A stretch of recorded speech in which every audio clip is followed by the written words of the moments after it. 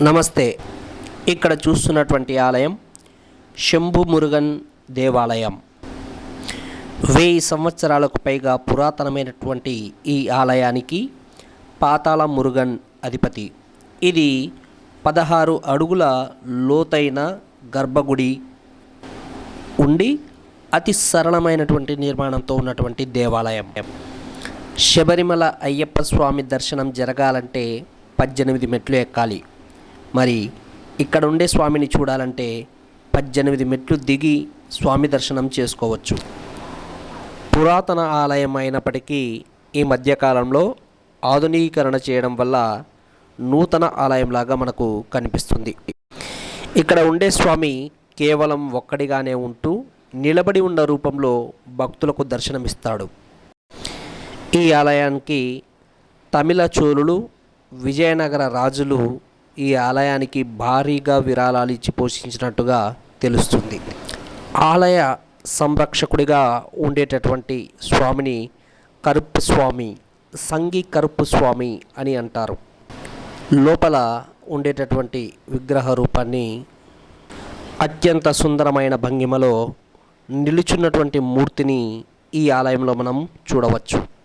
Social మీడియాలో చాలా ఎక్కువగా ఈ ఆలయం గురించి, ఇక్కడ దొరికే ఒక విశిష్టమైన మాల గురించి చాలా ప్రాచుర్యం లభించింది. చాలామంది సెలబ్రిటీలు, ప్రముఖులు ఈ ఆలయం గురించి, ఆ మాల గురించి పబ్లిసిటీ చేయడం వల్ల కానీ, వారికి జరిగిన మంచిని చెప్పడం ద్వారా కానీ, స్వామి మహిమను వివరించడం ద్వారా కానీ ఈ ఆలయానికి మరొక విశిష్టత లభించింది అని చెప్పుకోవచ్చు. ఆలయ ఆవరణలో ఆలయం యొక్క చరిత్ర, విశిష్టత గురించి వివరిస్తూ ఏర్పాటు చేసినటువంటి వివరాలు మనకి ఇక్కడ కనిపిస్తాయి. అంతేకాదు ఇక్కడ మనం లోపల ఉన్నటువంటి సుందరమైన, అందమైన భంగిమ రూపంలో ఉన్నటువంటి లోహమూర్తిని మరియు నెమలి వాహనాన్ని మనం ఇక్కడ బయట చూడవచ్చు. ఇక్కడ చూస్తున్నటువంటి ఆ విగ్రహ రూపమే లోపల మూర్తి రూపంలో మనం చూడవచ్చు. చూడండి, చూస్తేనే ఆకట్టుకునేటటువంటి ఆ స్వామి యొక్క సుందర రూపాన్ని మనం చూడవచ్చు.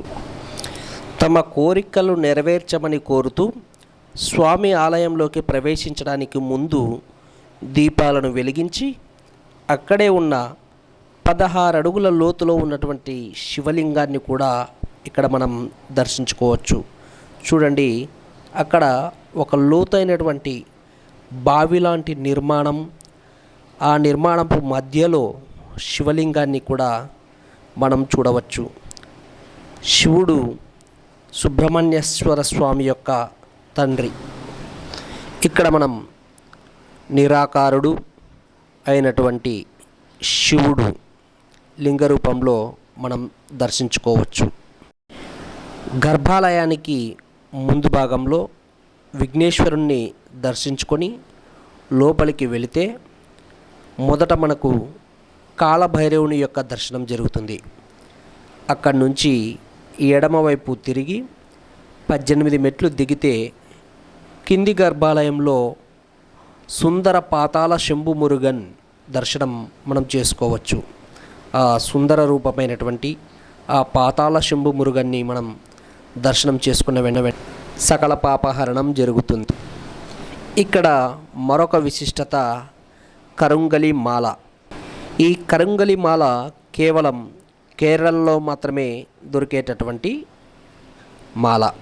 అది కూడా పాతాళ శంభు మురుగన్ యొక్క ఆలయ ప్రాంగణంలో దొరికేటటువంటి విశిష్టమైనటువంటి మాల. పూర్వం ఆలయాల్లో ఉన్నటువంటి గోపురాలపై ఉన్నటువంటి కలశాలు ఒక మహత్తరమైనటువంటి చెక్కతో నిర్మించి తయారు చేస్తారు. ఆ చెక్కే కరుంగలి చెక్క. ఈ కరుంగలి మాలను ధరించడం ద్వారా నెగటివ్ ఎనర్జీ తొలగిపోతుందని, జాతక దోషాలు తొలగి ఆయుష్, అష్టైశ్వర్యాలు కలిగి జీవితంలో ఉన్నతమైన శిఖరాలు అధిరోహిస్తారని నమ్మకం.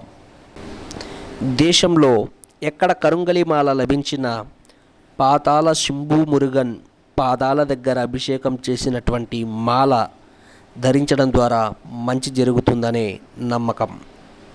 అది ఆ స్వామి మహిమో లేదా ఆ కరుంగలిమాల వృక్షం యొక్క, ఆ దేవతా వృక్షం యొక్క మహిమో మనకు అంతా మంచే జరుగుతుంది.